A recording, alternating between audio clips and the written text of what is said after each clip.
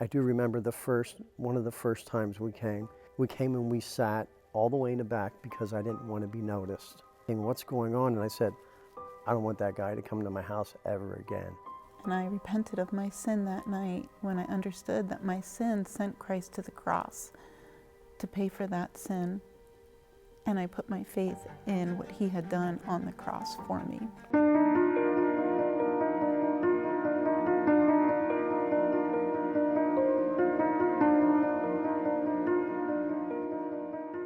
Before I was a Christian, I listened way too much to the wrong music, more so heavy metal than anything else, and it was all of the wrong lyrics and everything. And before, I never really ever went to church other than if it was for a wedding.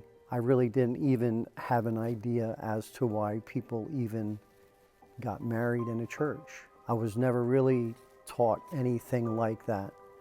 And just growing up, I never really done much of anything on the weekends. I would always find like odd jobs or something like that to work, and I done a lot of that. I didn't do church wasn't even on my mind. So I was churched all of my life.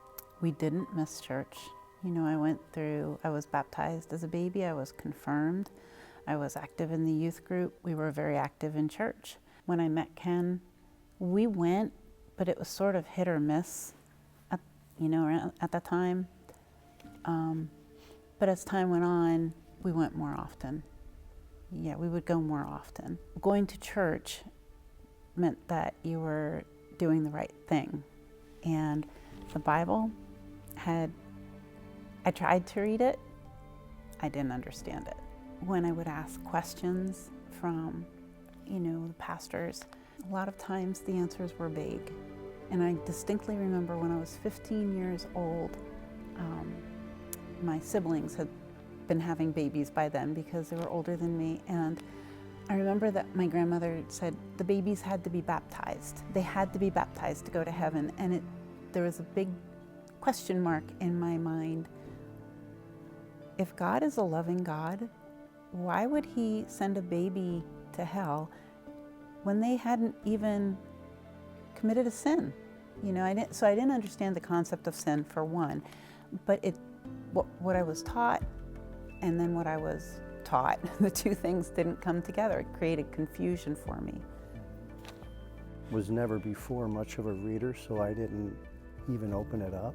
My views on God, that something else had to exist in order for us to be able to be where we were, and how the things around me were created. I didn't think of like any type of evolution or anything at all like that, because this is much bigger than what we can even imagine. Like the only ones, when I grew up down in Reading, the only schools I knew that were of Christian were the Catholic schools, and my thoughts on that was that you needed to have money in order to go to those schools, otherwise you go to the public school.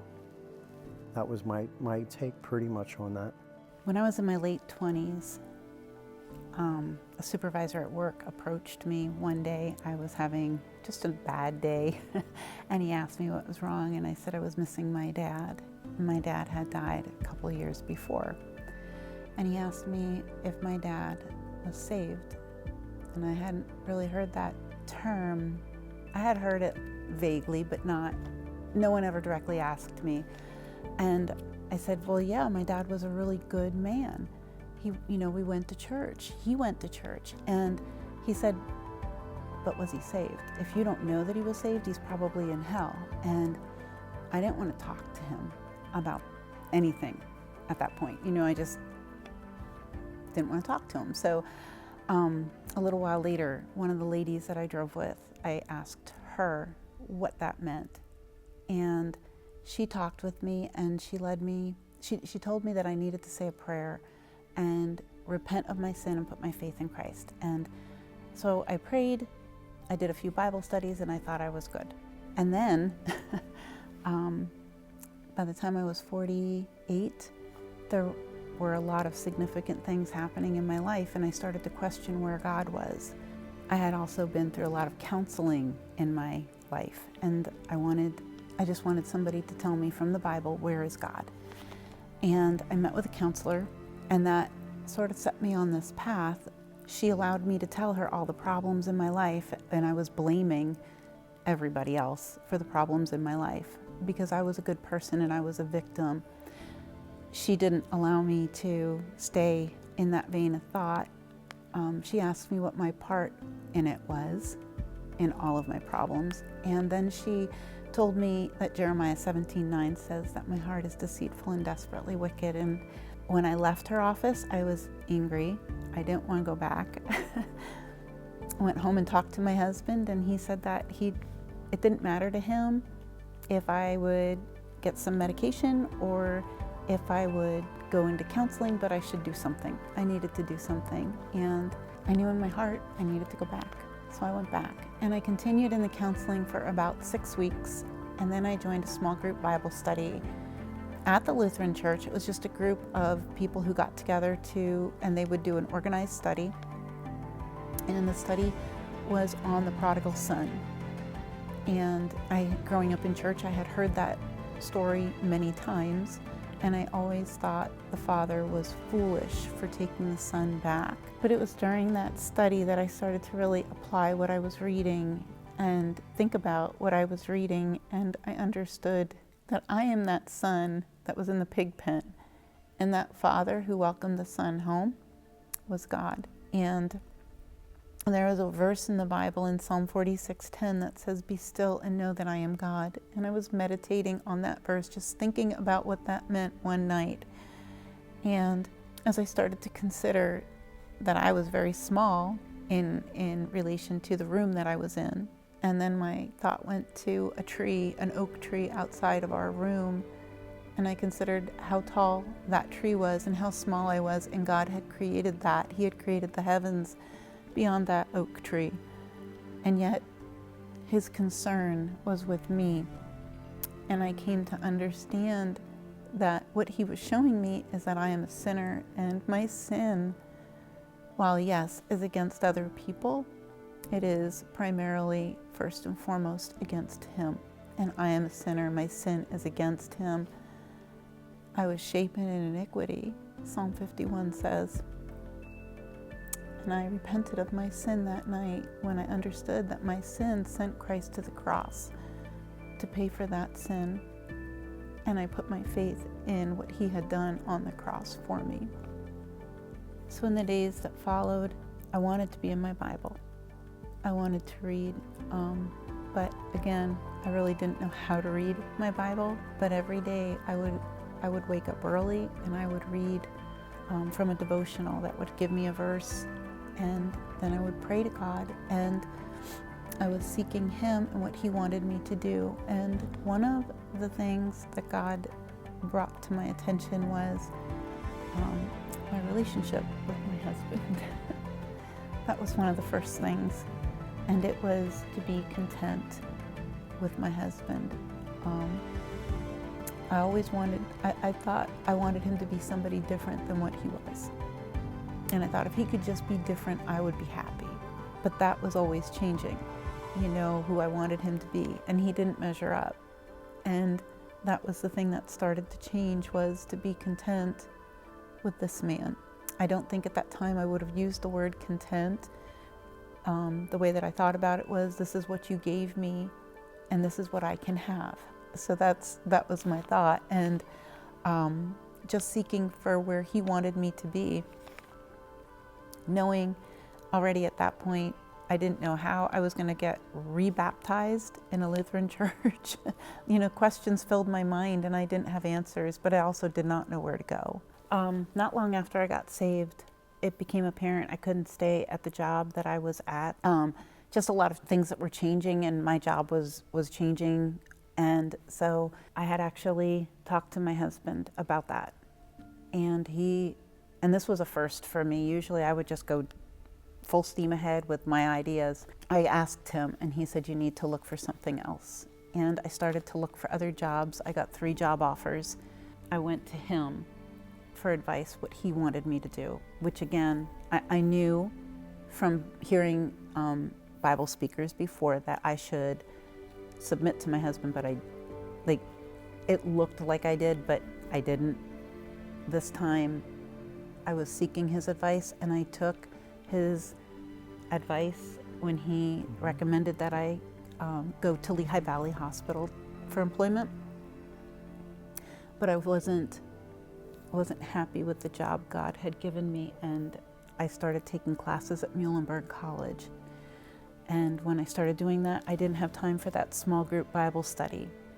And I started to pray and ask the Lord for a Bible study, and that's when I got the email from Student Services for Non-Traditional Students, and I should contact Laura Nadaski, who's now Laura Snow, for a Bible study. And I started to study with her and Irina, and I was telling them about my husband and that he needed to be saved, he needed to know God, and that's when Mike Dash started coming. Yeah.